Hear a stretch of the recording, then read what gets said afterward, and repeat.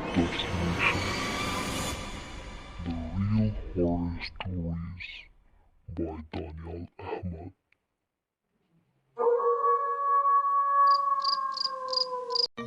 السلام علیکم friends, haunted destination میں آپ سب کو ویلکم کہتا ہوں۔ مجھے امید ہے کہ آپ جہاں ہوں گے خوش ہوں گے، خیریت سے ہوں گے۔ فرینڈز، جیسا کہ آپ جانتے ہیں کہ ایک بہت مشہور مثال ہے کہ جیسی کرنی ویسی بھرنی۔ دنیا گول ہے، اگر ہم ایک اچھا چکر لگائیں گے، یعنی کچھ اچھا کر شروع کریں گے تو اچھے پر آ کر ہی رکیں گے، اور اگر کچھ برا کر چلیں گے تو برے پر آ کر ہی رکیں گے۔ یہ بات تو طے ہے کہ نصیب سے زیادہ اور وقت سے پہلے کبھی کچھ نہیں ملتا، لیکن کچھ لوگ اپنی قسمت کو بدلنے کے لیے ایسے راستے اختیار کر لیتے ہیں جو بعد میں بہت بڑے نقصانات کا سبب بن جاتے ہیں۔ ہماری آج کی کہانی بھی اس سے ریلیٹڈ ہی ہے، اور آج کی کہانی کا نام ہے جادو کرنے اور کروانے والوں کا انجام۔ تو آئیے اپنی سٹوری کی طرف چلتے ہیں۔ یہ واقعہ دو ایسی ٹیچرز کا ہے جن کا پورا خاندان جادوگری کی بری لپیٹ میں آ گیا تھا، جنہیں غلط کاموں اور جادو ٹونوں پر یقین تھا، جو لوگ اپنے مقصد کو حاصل کرنے کے لیے کسی بھی حد تک گر سکتے تھے۔ یہ سچ ہے کہ جو بویا جائے گا وہی کاٹنا پڑتا ہے۔ کوئٹہ کے علاقے جوائنٹ روڈ پر پرائیویٹ اسکول کی ایک ٹیچر یہ واقعہ بیان کرتی ہیں، جن کا نام ہم نسرین تصور کر لیتے ہیں۔ وہ بتاتی ہیں کہ ہمارے اسکول میں دو بہنیں ٹیچنگ کرنے کے لیے آئیں۔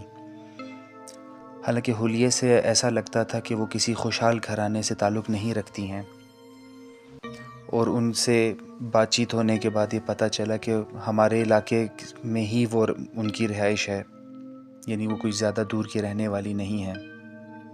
وہ دونوں زیادہ تر پریشان ہی رہتی تھیں، حالانکہ اپنے سبجیکٹس میں اچھی بھی تھیں اور دوسری ٹیچرز کے ساتھ کچھ کم بات چیت ہی کرتی تھیں، بس آپس میں زیادہ تر اپنے ڈسکشنز اور اپنے گھر کی باتیں ہی کرتی رہتی تھیں۔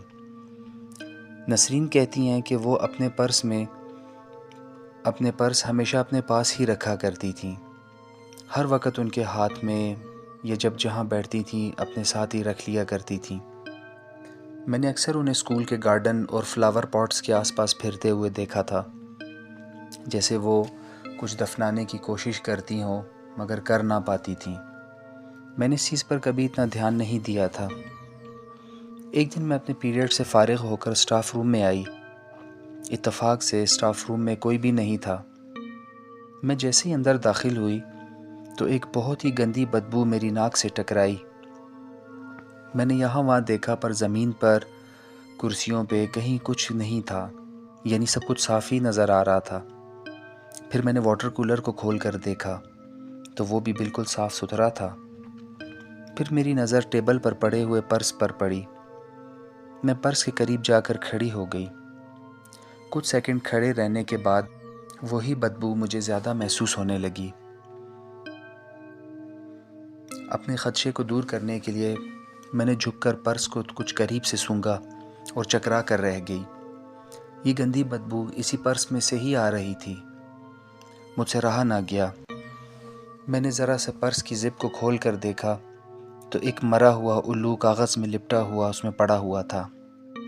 میں نے فوراً زپ بند کر دی اور سٹاف روم سے جلدی سے باہر نکل گئی۔ اتنے میں یہ دونوں بہنیں جلدی بہت بے چینی میں تقریباً بھاگتی ہوئی آئیں اور سٹاف روم میں گھس گئیں۔ پھر وہی پرس ان کے ہاتھ میں تھا جو میں نے ٹیبل پہ پڑے ہوئے دیکھا تھا۔ تو اس کی بڑی بہن اپنی چھوٹی بہن کو بہت ڈانٹ رہی تھی۔ میں سمجھ گئی کہ یہ پرس انہی کا ہی ہے۔ کچھ عرصے بعد ہمارے علاقے میں ایک بات بہت سننے کو مل رہی تھی کہ پاس والے قبرستان سے نومولود بچوں کی لاشیں غائب ہونا شروع ہو گئی ہیں، اور اب تک ایسی 5 وارداتیں ہو چکی ہیں۔ لوگوں نے قبرستان کے لیے ایک چوکیدار اور بھی رکھ لیا تھا۔ ایک دن میرے رکشے والے کا فون آیا اور اس نے کوئی وجہ بتائی کہ وہ مجھے آج لینے کے لیے نہیں آ سکتا۔ تو میں نے اپنے بھائی کو فون کیا اور وہ مجھے اسکول سے لینے کے لیے آ گیا۔ اتفاق سے یہ دونوں بہنیں بھی ہمارے پاس سے ہی گزریں۔ میرا بھائی انہیں دیکھ کر بولا کہ کیا یہ یہاں جاب کرتی ہیں؟ تو میں نے جواب دیا کہ ہاں، کیوں، خیر ہے؟ تو اس نے کہا کہ ان بہنوں کے بارے میں لوگ کچھ عجیب سی باتیں کر رہے ہیں۔ لوگوں کا کہنا ہے کہ قبرستان میں اکثر ان دونوں بہنوں کو آتے جاتے دیکھا گیا ہے، اور نئے چوکیدار نے بھی انہیں کئی بار روکا ہے اور ان سے پوچھا ہے کہ وہ یہاں بار بار کیوں آتی ہیں، تو یہ دونوں جواب دیے بغیر ہی چلی گئیں۔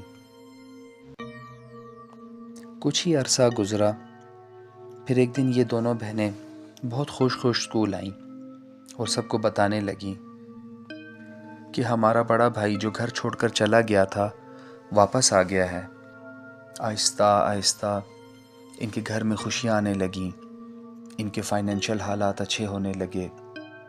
بڑی بہن کی منگنی ہو گئی جہاں وہ چاہتی تھی، اور ان کی ماں کی حالت بہت بہتر ہونا شروع ہو گئی، جو بستر مرگ پر ہی پڑی رہتی تھی۔ ہمارے ہمسائے میں ایک پولیس آفیسر رہتے تھے، ان کی نظر بھی ان لوگوں پر ہی تھی جنہوں نے قبرستان سے ایک کے بعد ایک 5 بچوں کی لاشیں غائب کی تھیں۔ کچھ دنوں بعد رات 11-12 بجے کا وقت تھا، گلی میں اچانک شور مچ گیا۔ میرا بھائی بھی گلی میں نکل گیا اور کچھ دیر بعد واپس آیا، اور اس نے بتایا کہ وہ لوگ جو رات گئے تک نومولود بچوں کی لاشیں نکالا کرتے تھے قبرستان سے، وہ پکڑے گئے ہیں۔ اور پھر اس کے بعد کچھ حیرانی سے بولا کہ 2 لڑکیاں ہیں۔ یہ سن کر پتہ نہیں کیوں میرا شک ان دونوں بہنوں پر ہی گیا۔ خیر، میں نے اگلی صبح جب میں اسکول پہنچی تو مجھے پتہ چلا کہ جن 2 لڑکیوں کو کل رات پولیس نے گرفتار کیا ہے وہ یہی دونوں بہنیں ہیں جو ہمارے اسکول کی ٹیچرز تھیں۔ پھر 2 دن بعد میرے بھائی نے بتایا کہ ان دونوں بہنوں نے اپنے جرم کا اقرار کر لیا ہے، اور قبرستان میں ہوئی وارداتیں یہی دونوں کرتی تھیں، اس کو قبول کر لیا ہے۔ پھر پولیس کی مزید تحقیقات کرنے سے پتہ چلا کہ نومولود بچوں کی لاشیں نکال کر انہیں جادو ٹونوں کے لیے استعمال کیا جاتا تھا۔ پھر قدرت کا کرنا دیکھیں، جیسی کرنی ویسی بھرنی۔ کچھ وقت بعد ان کا بڑا بھائی جو گھر چھوڑ کر چلا گیا تھا گرفتار ہو گیا، اور پتہ چلا کہ وہ تو جرائم پیشہ افراد کے ساتھ کام کیا کرتا تھا اور پہلے سے ہی اشتہاری تھا، اس لیے چھپنے کی نیت سے گھر آ گیا تھا۔ ان کی ماں کی موت ہو گئی اور باپ کو کاروبار میں نقصان ہوا، اور پتہ چلا کہ ان کے باپ نے بھی دھوکے سے اور لوگوں سے قرض کے نام پہ بہت سارا پیسہ لیا ہوا تھا۔ سارا روپیہ اس میں چلا گیا، اور آگے سے اس کو ایسے لوگ ہی ملے جو اس کو بھی لوٹ کر چلے گئے۔ ان کی بہن کی منگنی ٹوٹ گئی۔ لڑکے والوں نے کوئی وجہ بتانا مناسب نہیں سمجھا، بس منگنی ٹوٹ گئی، اور ان کی بہن کے ذہن پہ اتنا برا اثر ہوا کہ وہ بہت ڈسٹرب ہو گئی، اپنی مینٹل ذہنی توازن اپنا کھو بیٹھی۔ یاد رکھیں فرینڈز، برے کاموں کا برا انجام ہی ہوتا ہے، اور ان جادو ٹونوں سے کبھی کچھ حاصل نہیں ہوتا۔ جو نصیب میں، تقدیر میں لکھ دیا گیا ہے وہی ملتا ہے، اس لیے جادو ٹونوں سے کچھ حاصل نہیں ہوتا۔ اگر کچھ حاصل ہو بھی جائے تو زیادہ دیر تک نہیں رہتا، اور پھر سب سے زیادہ بدتر انجام بھی اس کا ہوتا ہے، کیونکہ جب یہ ریٹرن ہوتا ہے تو دگنا تگنا ہو کر ادا کرنا پڑتا ہے، یعنی جتنا آیا ہوتا ہے اس سے کئی زیادہ ہمیں نقصان میں دینا پڑ جاتا ہے۔ فرینڈز، یہ تھی آج کی ہماری کہانی۔ امید کرتا ہوں کہ آپ کو پسند آئے گی۔ چینل کو لائک، سبسکرائب کرنا اور فرینڈز کے ساتھ شیئر کرنا نہ بھولیے گا۔ تھینک یو، اللہ حافظ، گڈ بائے۔